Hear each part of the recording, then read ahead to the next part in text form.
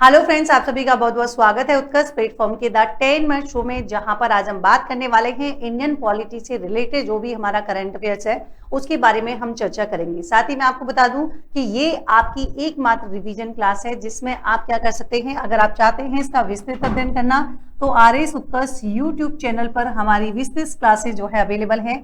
लेकिन यहाँ पर एकमात्र रिवीजन क्लास है और अगर आप चाहते हैं आप इसी से रिलेटेड कोई प्रैक्टिस करना वो भी आप कर सकते हैं। उत्कर्ष ऐप में जाकर बिल्कुल एकदम फ्री है और सुबह 8 AM ध्यान रखिएगा डेली होती है करंट अफेयर्स की क्लास, जिसमें आपके राजस्थान, नेशनल, इंटरनेशनल न्यूज जो है मैं आपके कवर कराती हूँ, साथ में क्वेश्चन भी करते हैं। तो आज हम जानेंगे करंट अफेयर्स जो कि पॉलिटी से जुड़ा हुआ है, साथ ही हम करेंगे यहाँ पर प्रीलिम्स के क्वेश्चन और मेंस के क्वेश्चन भी मैं आपको देके जाऊंगी जो आपको लिखना है। देखिए अभी हुआ क्या है, अभी हुआ यह है कि अगर हम बात करेंगे चुनावी प्रक्रिया, इसका मतलब क्या है कि इस वर्ष की बात हम करने वाले हैं। अमेरिका में होने जा रहे हैं मिड टर्म चुनाव और इन्हीं के मद्देनजर रखते हुए जो अमेरिका के राष्ट्रपति हैं आप जानते हैं जिनका नाम है डोनाल्ड ट्रंप, इनके द्वारा अभी भारतीय चुनाव प्रणाली की सराहना की गई और अमेरिकी चुनाव प्रणाली के सुधार के लिए इन्होंने क्या किया है तो सेव अमेरिका एक्ट लागू करने की वकालत यहाँ पर की है।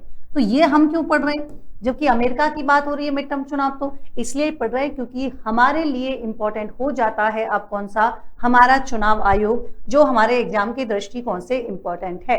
भारतीय चुनाव प्रणाली की अगर हम मुख्य प्रावधान की बात करें तो सबसे इंपॉर्टेंट बात देखिए जी, वैध पहचान पत्र, यानी कि जो भी मतदाता होगा उस मतदाता के पास क्या होती है फोटो युक्त एक हमारा यूनिक डिजिट का क्या होता है जी, एक पहचान पत्र कंपलसरी होता है। और आप जानते हैं दूसरे पॉइंट की बात हम करेंगे, पोस्टल बैलेट जो होता है उसका क्या है जी, सीमित यूज होता है। इसका मतलब हमारे यहाँ पर जो दिव्यांग हैं, जो केवल वरिष्ठ नागरिक हैं, जो हमारे सशस्त्र बल वाले, जो सुरक्षा बल वाले लोग हैं, निवारक निरोध की बात हम करेंगे और सर्विस वोटर्स के लिए ही यहाँ पर क्या होता है पोस्टल बैटल का जो है सीमित यूज किया जाता है।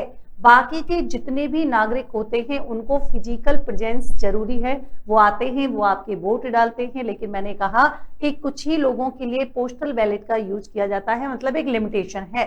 साथ ही देखिए हम आप जानते हैं कि हमारे देश की बात हम करें तो मतदाता हमारे यहाँ पर बहुत है, लेकिन उसके बावजूद भी सुचारू रूप से क्या होता है संचालन होता है।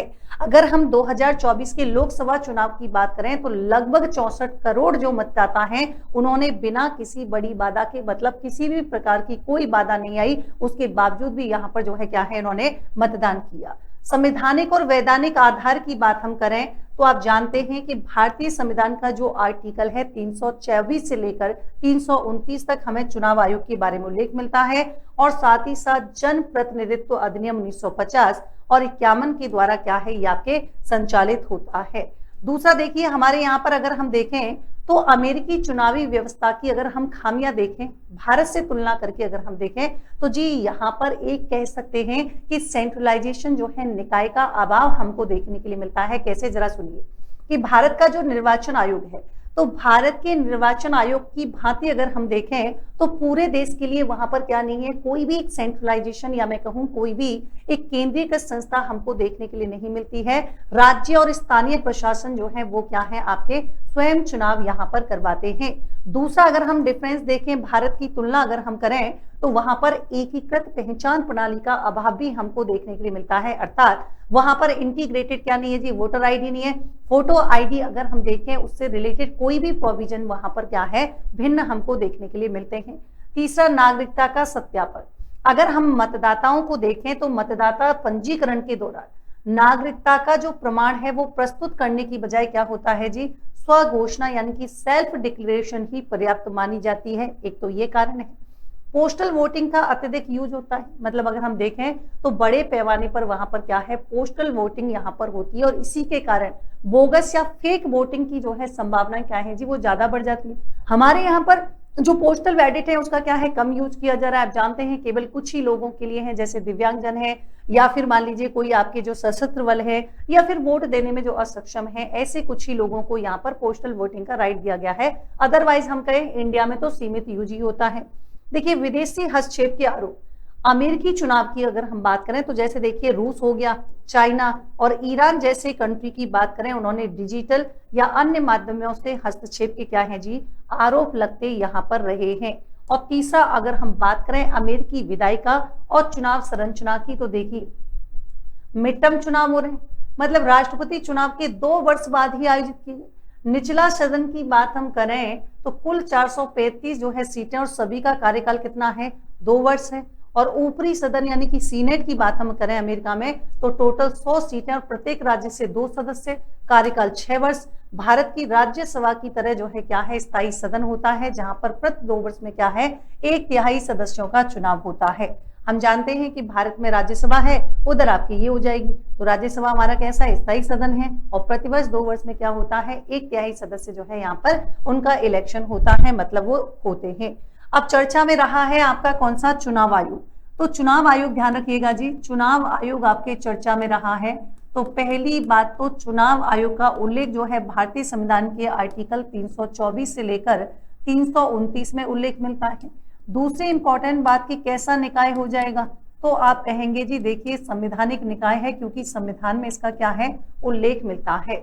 दूसरी इंपॉर्टेंट बात हम करेंगे कौन सी, कि संवैधानिक निकाय के अलावा जो खास बात है वो क्या है कि मूलतः देखें अगर हम बात करें कि ये जो है आपके किस प्रकार का है, मतलब एकल है, तो ध्यान रखिएगा मूल संविधान की बात हम करेंगे तो मूल संविधान में कैसा हो जाएगा, एकल सदस्यीय निकाय। भाई मूल संविधान में कैसा था, एकल सदस्यीय निकाय हुआ करता था, मतलब एक ही व्यक्ति होता था। आप कहेंगे इसका गठन कब हुआ था, या मैं कहूं कि आपके जो है फॉर्मेशन कब हुआ है, तो आपको याद रखना है 25 जनवरी 1950 को इसका गठन हुआ था। और 25 जनवरी को ही हम सेलिब्रेट करते हैं, बोलिए कौन सा, मतदाता दिवस की बात हम यहाँ पर कर रहे हैं। तीसरी इंपॉर्टेंट बात देखिए जी, यहाँ पर जब गठन हुआ, यानी कि अगर मैं आपसे कह दूं कि 25 जनवरी 1950 की बात हम करें तो यहाँ पर उस समय क्या था, एक ही होता था, यानी कि चीफ इलेक्शन कमिश्नर एक ही होता था। लेकिन मैं आपसे कहूं कि 1989 की बात हम करें, इसे जो है 1+2 बना दिया जाता है कि एक मुख्य चुनाव आयुक्त होगा, 2 जो है अन्य चुनाव आयुक्त होंगे। फिर इसके बाद 1990 में जो है भाई इस आदेश को क्या है, रद्द कर दिया गया। और रद्द करने के बाद फिर से इसे क्या है, कहा गया कि एक ही होगा, मुख्य चुनाव आयुक्त होगा पूरे देश में। लेकिन उसके बाद अक्टूबर 1993 की बात हम करें तो फिर से यहाँ पर आपके तब से क्या है, 1+2 कर दिया गया। मतलब अगर हम वर्तमान की बात करें 2026 की, तो वर्तमान में आपके यही है, यानी कि 2026 में भी अगर हम देखें 1+2 यानी कि एक चीफ इलेक्शन कमिश्नर होगा और 2 यहाँ पर कौन होते हैं, अन्य निर्वाचन आयुक्त होते हैं। साथ ही ध्यान रखिएगा कि मूल संविधान में तो एकल सदस्य निकाय था, लेकिन वर्तमान की बात हम करेंगे तो वर्तमान में कैसा हो जाएगा, बहुसदस्यीय निकाय है। वर्तमान में कैसा है जी, आपके बहुसदस्यीय निकाय हो जाएगा, ये आपको याद रखना है। दूसरी बात कि यहाँ पर हम बात करें कि इनकी नियुक्ति कौन करता है, तो ध्यान रखिएगा नियुक्ति करता है कौन, आपके राष्ट्रपति। हालांकि आपने पढ़ा होगा चुनाव आयुक्त जो है चुनाव आयुक्त अधिनियम 2023 की कहानी पढ़ी होगी आपने। नियुक्ति हटाने की बात आएगी तो यहाँ पर ध्यान रखिएगा, जिस प्रकार से सुप्रीम कोर्ट के न्यायाधीशों को हटाया जाता है तो सुप्रीम कोर्ट के न्यायाधीश के समान ही इनको यहाँ पर क्या है, हटाया जाता है। बात आती है कार्यकाल की, तो इनके कार्यकाल की बात हम करेंगे तो ध्यान रखिएगा 6 वर्ष या 65 वर्ष में से जो भी पहले हो, 6 वर्ष या 65 वर्ष में से क्या हो, जो भी पहले हो वो यहाँ पर क्या हो जाएगा, तो ध्यान रखिएगा वो यहाँ पर वेरी वेरी इंपॉर्टेंट, ये इनका कार्यकाल होने वाला है। हटाने की बात हो गई, नियुक्ति की बात हो गई। अगर पहले चुनाव आयुक्त की बात हम करेंगे, उनका नाम क्या है जी, तो आपको याद रखना है उनका नाम हो जाएगा सुकुमार सेन। बोलो क्या होगा, सुकुमार सेन हो जाएगा। चुनाव किसके करवाता है, तो चुनाव की बात हम करेंगे, देखिए जी ये आपके राष्ट्रपति, ठीक है। इसके अलावा हम कह सकते हैं आपके उपराष्ट्रपति। साथ ही साथ ध्यान रखिएगा संसद के दोनों सदन यानी कि संसद के चुनाव करवाता है, ठीक है। और संसद की बात हम करेंगे, उसके अलावा राज्य के जो विधान मंडल है उनके इलेक्शन भी करवाता है। और साथ ही साथ ध्यान रखिएगा इसका जो उद्देश्य है भाई मेनली अगर हम देखें वो है कि हमारे देश में क्या है, स्वतंत्र एवं निष्पक्ष रूप से क्या करवाना, चुनावों का संचालन करवाना। वो यहाँ पर बेसिकली क्या है, इसका टारगेट है या मैं कहूँ इसका लक्ष्य है। अब देखिए यहाँ पर आपको कमेंट सेक्शन में बताना है कि भारत की निर्वाचन प्रणाली के बारे में विचार करना है और आपको यहाँ पर बताना है कि कौन से कथन यहाँ पर सही होंगे। मैं बाकी का करंट भी बता देती हूँ, इसीलिए मैं आपको क्वेश्चन छोड़ के जा रही हूँ। और दूसरा क्वेश्चन आपको बताना है, भारत और अमेरिकी चुनावी प्रक्रियाओं की तुलना अगर हम देखें तो यहाँ पर इनमें कौन सा सत्य होगा। पढ़ आप एक बार लेना, क्योंकि रिवीजन क्लास है, तो यहाँ पर एक बार इनको पढ़ना और फिर मुझे कमेंट बॉक्स में आंसर बताना। तीसरा क्वेश्चन मैं आपको इसी से रिलेटेड छोड़ के जा रही हूँ, अमेरिकी चुनाव प्रणाली की संरचना से रिलेटेड आपको यहाँ पर बताना है।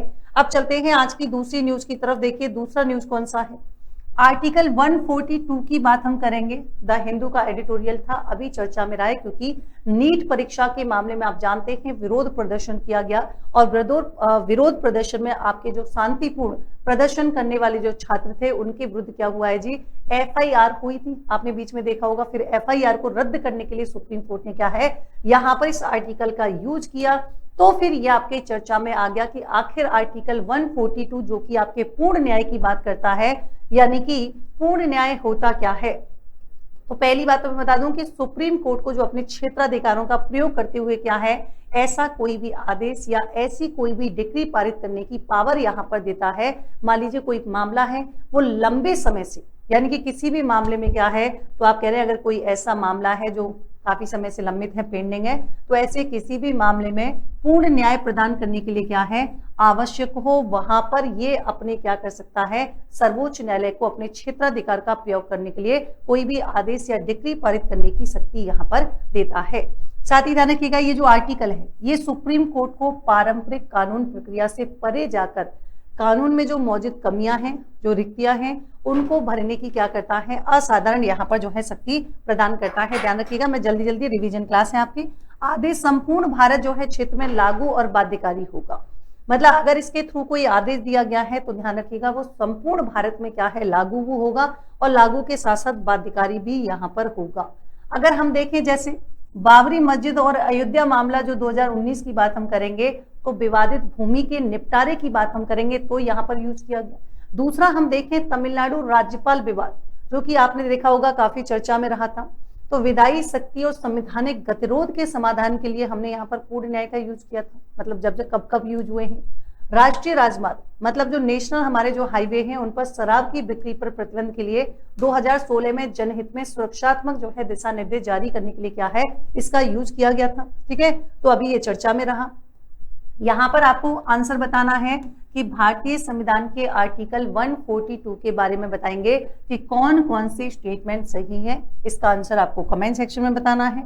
दूसरा क्वेश्चन देखिए, हाल ही में सर्वोच्च न्यायालय के द्वारा छात्रों के विरुद्ध दर्ज जो एफआईआर हैं उनको निरस्त करने के संदर्भ में आर्टिकल 142 के बारे में आपको यहाँ पर बताना है कि कौन से स्टेटमेंट आपके सही होंगे।